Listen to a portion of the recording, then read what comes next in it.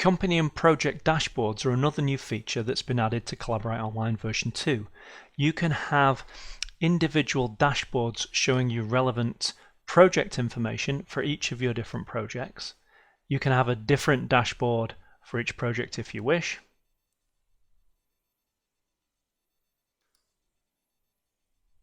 And you can have an overall company dashboard that consolidates the information from all of your projects.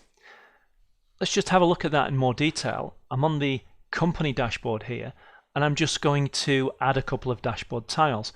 But first, I'm going to point out that you can configure the colors and look and feel of Collaborate with this new version. You can introduce what we call a dark sidebar on the left-hand side. You can choose your primary and secondary colors to overall white label the product to match your own company branding. Got a couple of examples here. Got an account called Live Testing here. You can see we've gone for a shade of green with a different logo. Another example here shows you the dark sidebar, and you can also see there the first of the project dashboards that we're looking at. I'm going to navigate back to my own company now, ABC, and change the overall company dashboard by just adding a couple of tiles. Clicking here on Dashboard Tiles, look to add.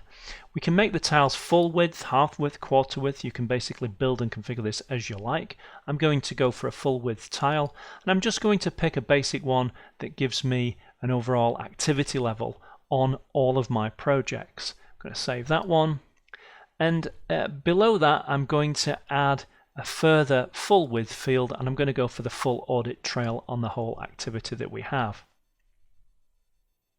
Now at the moment the audit trail would come out first and the activity levels would be below. I'm going to drag and drop that up here to just change the statistics slightly, so I've got the usage at the top and the activity log at the bottom.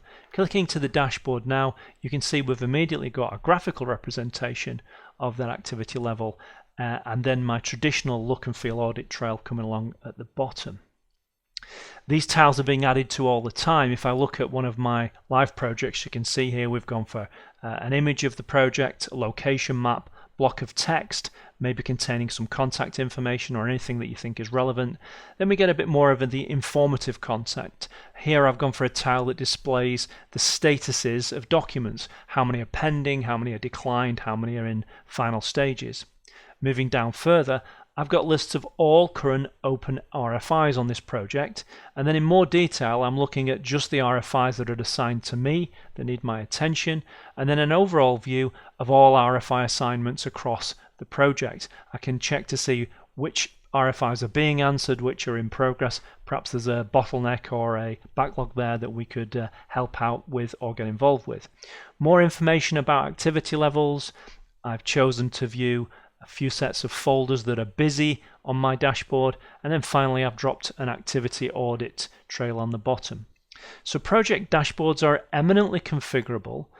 You can have a different dashboard for each project and a different company level dashboard. You can also have dashboard templates, so once you've got a nice setup you can save that template and use it again and again on all of your different projects. So company dashboards, company and project dashboards, a couple of new features on Collaborate version 2. And finally, one new feature that our users have been asking for, I think just about ever since the project was launched. As we know, with Collaborate Online you can create your folders and create your folder structures in this left-hand navigation bar, and you can create them in any order that you wish. But all too often people will say that, look, I've put my folder new issues at the bottom here, I'd like to move it up to the top level, and you can do that now just by dragging and dropping. So you can reorder your folders by dragging and dropping. You can even take a utilities folder here and drop it into a subfolder, drop it into structural engineers. So I've moved that now to be a subfolder of here. So you've got complete drag and drop functionality on the layout and structure of your folders in the left-hand navigation bar, providing of course you have permission to do this.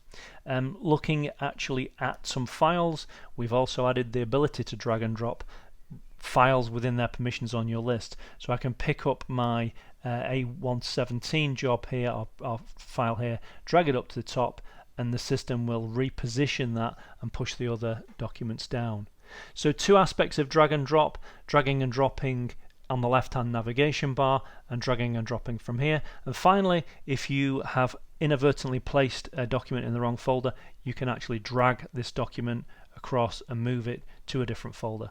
So drag and drop on the left hand nav bar, within a folder, and even from one folder into another folder.